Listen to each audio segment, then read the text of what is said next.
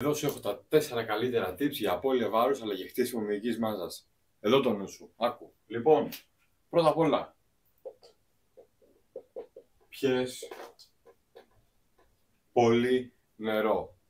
Πρέπει να πίνουμε αρκετό νερό, να καθαρίζει το σώμα μας από τοξίνες και από τα πάντα, να μένουμε ενυδατωμένοι, καθώς και άμα προπονούμαστε, κάνουμε προπονήσεις ενδυνάμωσης, μπορούμε να βάζουμε και λίγο αλάτι μέσα, έτσι ώστε να έχουμε και ηλεκτρολίτες για την προπόνηση.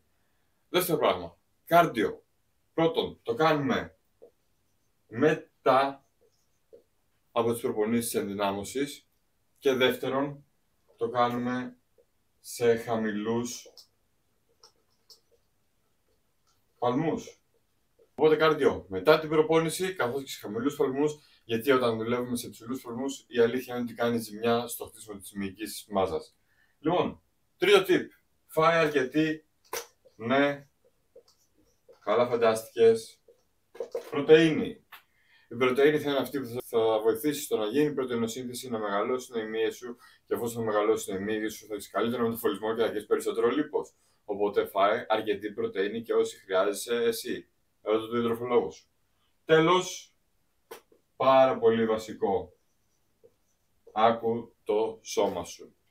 Φάε όσο χρειάζεται να φας μέχρι να χορτάσεις, μην φας παραπάνω και γυμνάσου όσο πρέπει να γυμναστείς. Μην τραυματιστείς, πρόσεχε, μην κάνεις κάποια ζημιά σαν μερικούς.